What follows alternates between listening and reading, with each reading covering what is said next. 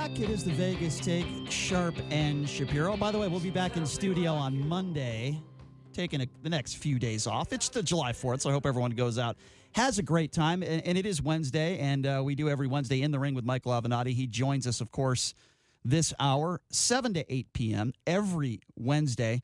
And we have a special guest on the line, and Michael Avenatti just spoke a little bit about this guy, David Beatrice, of course, from the Mahoney County Democratic Party chairman, former chairman there. And he warned the Hillary Clinton campaign in a memo of the mistakes that they were making. And if they didn't change, that there's a good possibility Donald Trump was going to win. And guess what? He was absolutely right. He joins us on the line along with Michael Avenatti, David Beatrice. David, thank you so much for coming on. How are you? Yeah, we already know that. David, are you there? Did we lose David? Michael, I think we lost David. but Johnny, do we have David on the line? Yes, I'm here. There you are, David. Thank you so much for coming on with us. Sorry, I'm at Put-in-Bay, Ohio, and some strange dude was on my boat. That's okay. Was it Tucker Carlson by chance? No, it was not Tucker Carlson. But I don't know who he left my boat, so we're okay to go. I'm sorry about that. Well, we appreciate you coming on, David. Okay, so here's the first question I want to ask. Has anybody in the Clinton campaign reached out to you after she lost the election in 2016? No. Nobody. See, I just find that fascinating. I find that fascinating because here you are. You were trying to do what is good for the Democratic Party. Obviously, you wanted Hillary Clinton to win, as just about every Democrat did. But what do you make of that? The fact that they kind of threw out that memo that you pointed out that you were trying to reach out to them, and nothing. Well, I think they looked at.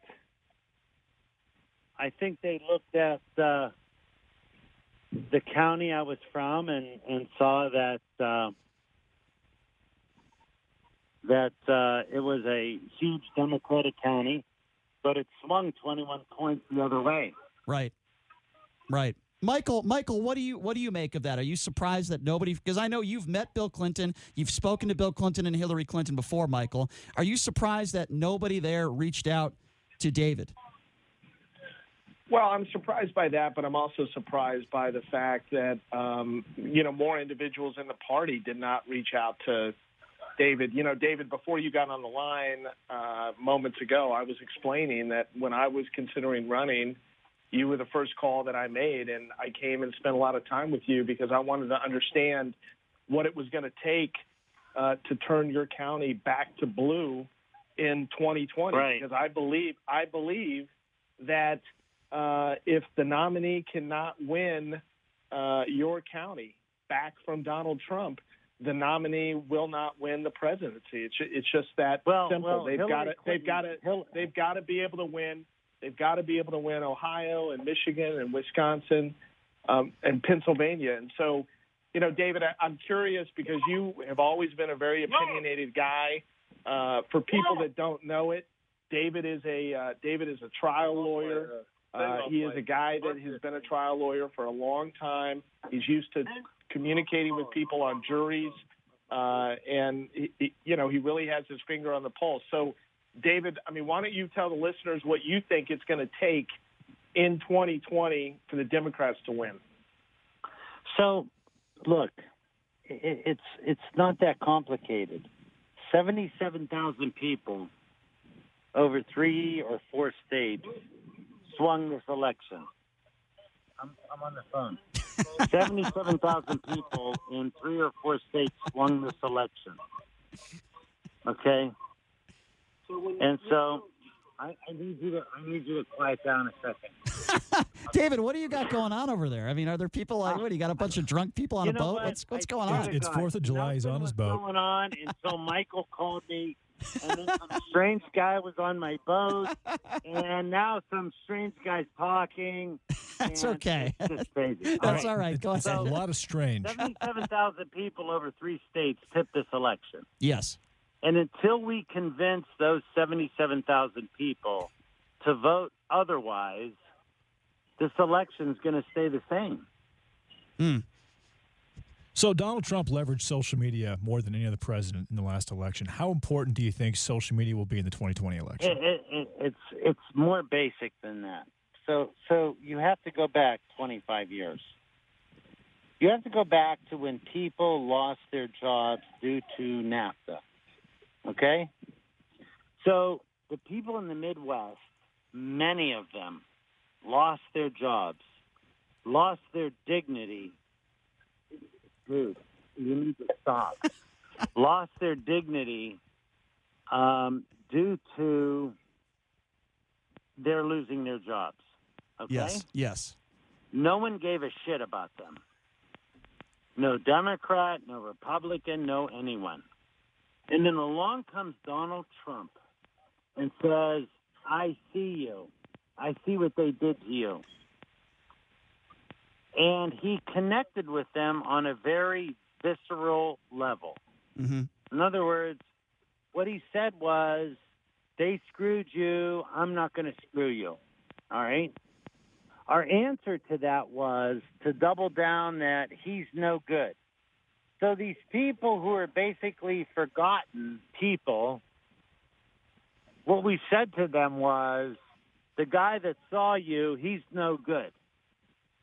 So we did not divorce them from their feelings of Donald Trump. We solidified it. Mm-hmm. If you're just joining us, sorry to interject. I just want to remind you, if you're just joining us, we got Mike Lavinati along with David Beatrice, former Mahoney County Democratic Party chairman, who warned of the Hillary Clinton campaign before the 2016 elections, the mistakes that were being made, and boy, was he right. Okay, so I want to ask both of you this question. I will start with Michael first. I believe that the only person up there on stage that can beat Donald Trump right now is Kamala Harris. Now, that is just my opinion. And, Michael, I know that you're out of your mind. Okay. Well, I'll start with you then. You're out of your mind. Well, explain to me why I'm out of my mind. It's not a popular vote. What is your first name? Brian. Brian. Yes. This is not a popular vote. I don't care how many voters she pulls out of California and New York. It doesn't matter. So who then? Joe Biden? Let me tell you what matters in this race. Let me tell you, I think Ohio and Florida are gone. I really do. Let me tell you what matters in this race. Pennsylvania, Michigan, and Wisconsin. And unless you can win those states, okay, you can't win anything. So who can? Who can then, David? Well, I'm gonna go ahead.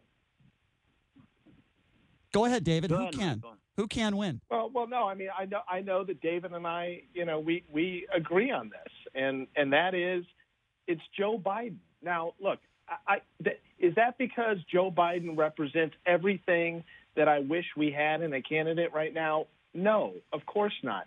Do I wish that Joe Biden was 20 years younger? Yes, I do.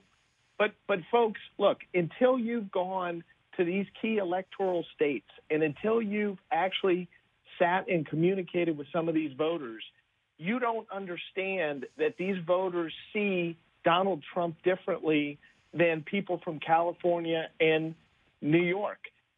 David, you and I spoke the day after the debate, the last debate. I'm going to recount this story. David and I got on the phone, and we were talking about the debate. And David said, do you remember the question relating to the health care for illegal immigrants? And I said, yes. And David said, I was yelling at the TV, keep your goddamn hand down. And guess what, gentlemen? Right. So was I. Now, is that because I don't feel for these individuals coming to our southern border? Of course not. I've busted my ass for over a year to reunite many of them with their children. I've been on the front lines of this fight, so I can speak to it. That's not why I was yelling at the TV. That's not why David Beatrice was yelling at the TV. We're yelling at the TV because there are tens of thousands of blue-collar workers in Ohio, Michigan, Wisconsin, Western Pennsylvania who haven't had health insurance in well over decades, if ever, who've been busting their butt and feel like they've got the short end of the stick. And whether we like it or not, they're going to decide the election. David, am I right? You're absolutely right. And I reject the concept of white blue-collar worker, okay? I reject that as a monolithic group, okay? Donald Trump whether you like him or don't like him, is the smartest non-politician politician I've ever seen in my life. Okay? If you don't think, look, we're selling policy, and he's a salesman. The guy's, I hate to say this to people, he's brilliant. Can I interject real quickly and say he is a brilliant marketer? I totally agree. Let me interject here and let me pull back on both of you and let me say why I disagree with both of you a little bit. Now, look, ultimately, I agree that I do think Joe Biden is going to be the guy on the stage with Donald Trump. Ultimately, I do believe that. But the reason why I'm concerned about Joe Biden, I mean, even when Kamala Harris goes after him on the stage, he looked like a fool the other night. He did. He just did. He did look weak. He looked like okay. Now let me ask you this then. Let me ask you this then. If he looked weak... There's other people in that middle lane. There's Tim Ryan, there's Amy Klobuchar. I agree, okay? I agree, but if you cannot win... David, I agree with you. Pennsylvania, it's very simple. If you cannot win Pennsylvania, Wisconsin, and Michigan, it doesn't matter. To me, I also think it's very... Ohio's gone. I think Florida's David, gone. But to me, it's also very simple. If Trump, he's trying to go into states that he thinks he can win or flip his way. But, David, if you cannot handle a situation with Kamala Harris, how are you going to handle a situation with Donald Trump? I agree with you. I agree with you 100%. And that's why I think Kamala Harris is a better candidate. No, but let me look. The problem is abolish ICE is not a winning message. Go ahead, Michael. Okay? Abolish ICE is not a winning message. The undertow of Donald Trump's message is you're not getting what you have coming to you because of these immigrants. Michael, you want to respond to that? Michael? Well, Michael, go ahead. Unfortunately, I think David is right. I mean, that is what Steve Bannon and his crew figured out in connection with 2016. It wasn't Trump. They educated Trump on the issue, and he went out and sold it. So whether we like it or not, this immigration issue, it's not going anywhere. We better figure out a way. We better figure out a way to deal with it. And we better figure out a Michael way understands the power of a visual. When you see that caravan, I don't care how liberal you are. When you see that caravan, it's just a visual presentation of what's going on. I mean, moderate voters are afraid of that. All right. Well, ultimately, gentlemen, it comes down to this. Who is going to win? Who is going to win in 2020? I personally believe, and look, Michael's been on the show a million times. I am not a Trump supporter. I will not vote for Donald Trump. That's a very true statement. Yes. But with that being said, I actually am. If you ask me right now, I say Donald Trump is going to win in 2020. I don't see Joe Biden beating him. Yeah. You guys agree? I do too. Look, if you put a gun to my head, right? Listen. Brian, is your name Brian? Yes, sir. Yes. Brian, yes. Let me tell you this. Let me just tell you this. We need to quit setting our hair on fire. Okay? Somehow this country survived. Hey, Brian's actually bald. The Revolutionary War, the War of 1812, a Civil War, World War I, World War II, the assassination of a hugely popular civil rights leader, the assassination of a president, the tumultuous 60s, but somehow we're not going to survive Donald Trump. We need to quit lighting our hair on fire. Yep. Because you know what happens when you cry wolf too much? People stop listening to you. Well, listen, and guess what? David. No one's listening to us about Donald Trump anymore. David, listen, I appreciate your perspective. I appreciate your opinion. Certainly, Michael has had a lot of nice things to say about you, and we really do appreciate your time. Thank you so much for taking the time to join us. Thank you so much. We appreciate it, David. Thank you. Again, thanks a lot, David. In the Ring with Michael Avenatti. It is that hour. I'm not sure Michael had a chance to really respond to a lot of those things that David was saying. That was just a lot of punches being thrown at the same time. Yes. Michael, go ahead. Well, I think, look, at the end of the day, here's the bottom line. The Democrats have to nominate somebody that can appeal to a lot of these blue-collar workers, whether they be white, black, Hispanic. It doesn't matter what their ethnicity is, frankly. And they've got to have a strong economic message in the Rust Belt, because if they don't, they're going to lose the election. Now, I don't believe that Kamala Harris can beat Donald Trump.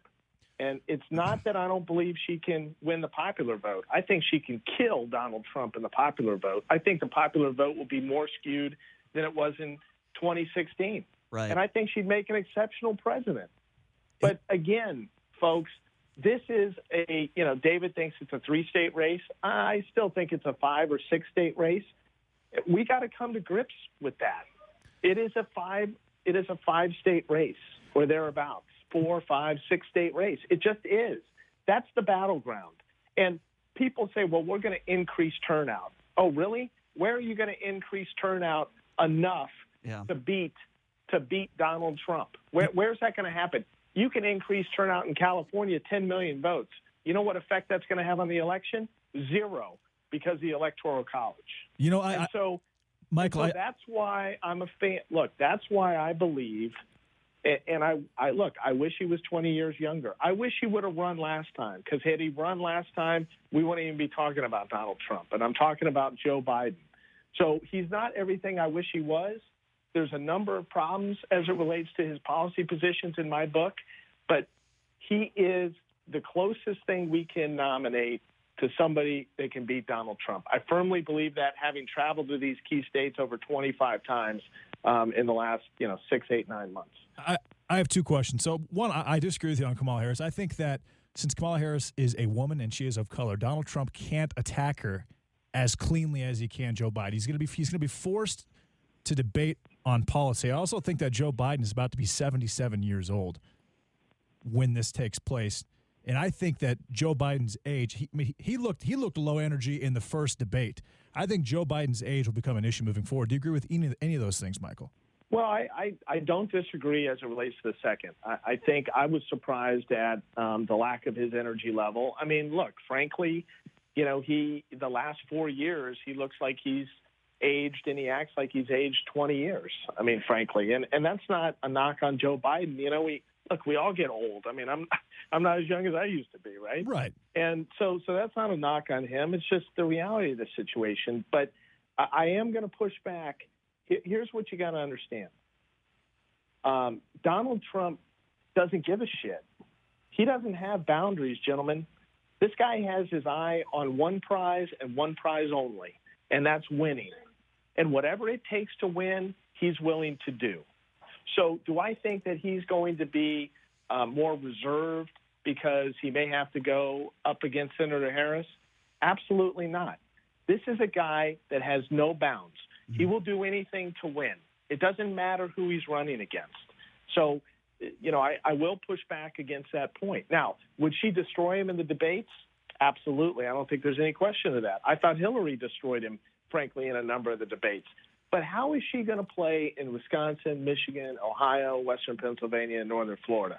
That's the issue. Yeah. How is she going to play with these blue-collar workers? And it's going to be... Are they going to say we're going to displace Donald Trump for her? Yeah. In light of this economy. That's what it comes down to. No, you're right. And I think that answer is no, but I think that Kamala Harris is a much more difficult opponent for that reason than Joe Biden. I understand what Michael is saying. What's the logical approach for winning the Electoral College? And I can understand why he would say Joe Biden. I just like Kamala Harris as a better candidate, but I don't No, look, I like her. I like her too as a better candidate. But guys, here is what, when I was thinking about running, quickly, because we only got about a minute. Here is what I envisioned. Okay, and this is what voters need to envision.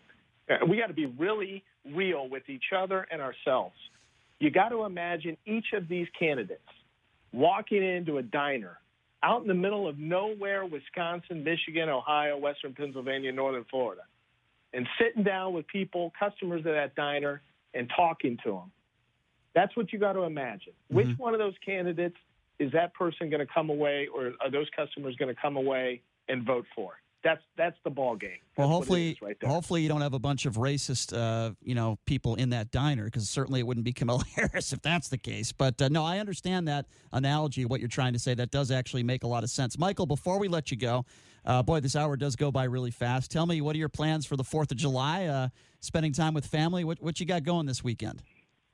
You know what? I'm blessed. I'm going to be spending some time with my kids. Oh, great! And some friends. We're going to be watching the fireworks. Thankfully, no tanks, and no, I will not be I will not be tuning in to the Trump campaign event in Washington D.C.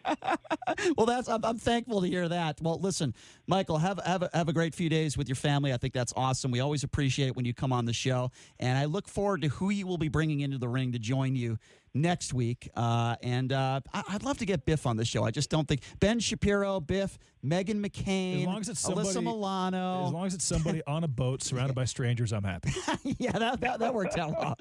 Hey, Michael, thank you so much, my man. Have a great 4th of July tomorrow with your family, and we look forward to joining you next week, okay?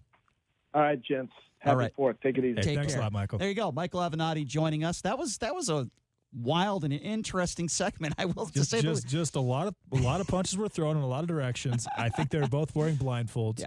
That happens sometimes. And that's okay. Well, we appreciate our guest, Michael Avenatti, David Beatrice, for joining us. And, folks, I hope everybody has a great 4th of July. Really go. Be safe out there, right? If you're going to be drinking, don't get into a vehicle. Be safe. There's a lot of fun to be had this weekend. I know we're going to be going to NBA Summer League, going to be playing a little bit of golf. It's going to be a lot of fun. Just be safe. That's all. Just be safe. And put on sunscreen. Yeah, I forgot that today. I'm certainly suffering for it now. But listen, we're delaying on this big announcement that we are attempting to make. We can't make it yet, but promise me, or I should say, I will promise you that we will be making a big announcement very soon. We're just not legally allowed to make the announcement yet. And remember, the word of the day is karma. Also, check out our Facebook, The Vegas Take, YouTube, The Vegas Take, That's Instagram, right. Instagram, Vegas Take Radio, TVTradio.com, and Twitter, The Vegas Take. All right, everybody have a fantastic weekend. We'll see you on Monday.